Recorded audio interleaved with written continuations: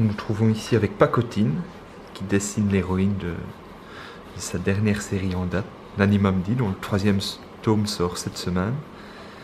Comment est-ce qu'on dessine cette héroïne? On commence par le... On commence par le visage, par des cheveux. Visage. Oui, par les yeux, puis on en place les volumes.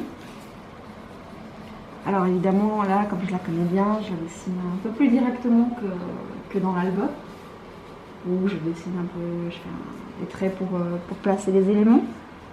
Ici, c'est un peu plus direct. Ça peut être stressant, une dédicace? Ou à terme, ça va mieux on s'y fait? On s'y fait. Surtout quand on maîtrise le personnage, ça va mieux. Mais mes premières dédicaces, j'étais très stressée. La toute première, je me suis même excusée parce que j'étais tellement stressée que c'était pas terrible. Et voilà. J'imagine que c'est le genre de personnage qui amène des enfants devant le stand de dédicace. J'imagine qu'ils sont toujours un peu émerveillés de voir qu'on peut dessiner si vite un personnage. C'est vrai qu'en dédicace, c'est particulièrement impressionnant pour les gens surtout qui ne s'y connaissent pas forcément en dessin. Parce que ça va assez vite. C'est vrai que le but, c'est pas non plus que ça dure 2 heures, puisque voilà, on voit beaucoup de gens, il faut que ça aille relativement vite. Donc on trouve des astuces aussi pour faire quelque chose de satisfaisant dans un temps raisonnable. Alors ça impressionne évidemment. Mais parfois ça impressionne plus les adultes que les enfants en fait. Les parents disent « regarde comment on fait la dame !»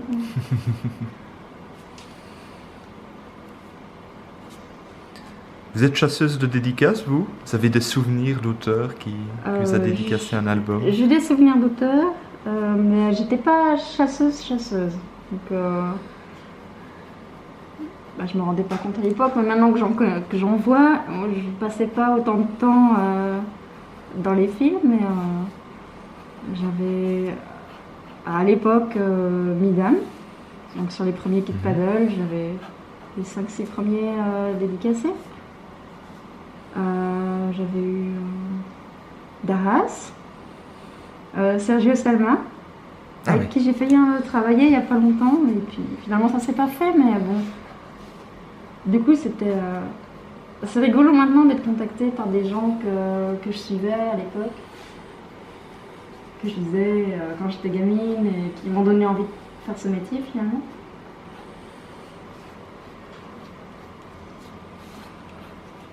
C'est très chouette de jouer à côté de la table maintenant.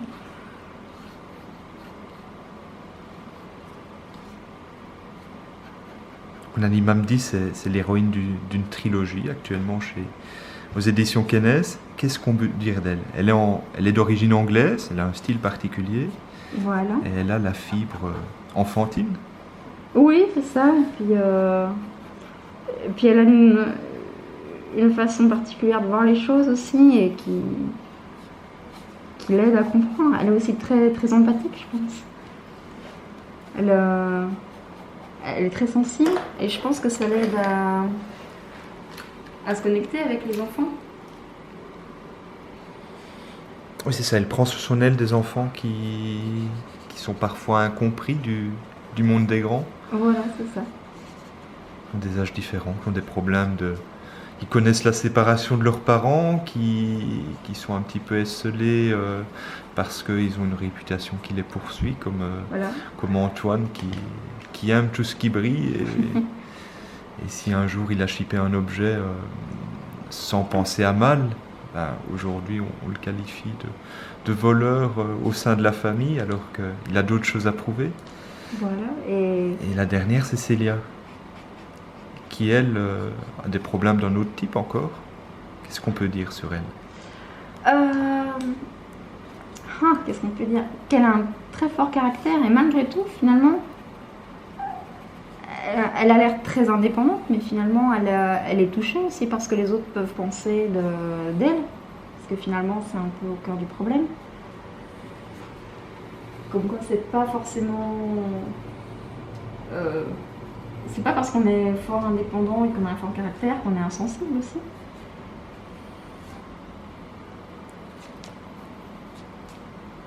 Et donc, comment expliquer ça sans dire des choses, sans dévoiler l'album. Hop. Oui. On n'est pas obligé d'en dire plus. Voilà.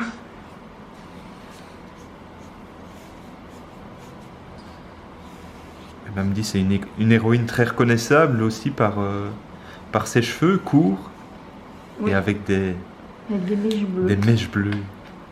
Pour donner un petit peu de couleur. Un peu moins que vous quand même. Oui, c'est un hasard en fait. Quand j'ai commencé à dessiner Mandy, j'avais déjà les cheveux courts, par contre ils n'étaient pas colorés. Donc j'ai les cheveux bruns, naturels. Et puis j'ai voulu les décolorer pour les colorer en rose très clair, très pastel. Sauf que la couleur pastel, c'est très joli quand ça vient d'être fait, mais ça ne tient pas. Et au premier shampoing, la couleur est partie. Donc j'étais blonde, mais blond très très clair. Et là, on s'est rendu compte que c'était très ressemblant. Donc voilà. Donc on trouve souvent qu'il y a une ressemblance et en fait, c'était pas vraiment voulu.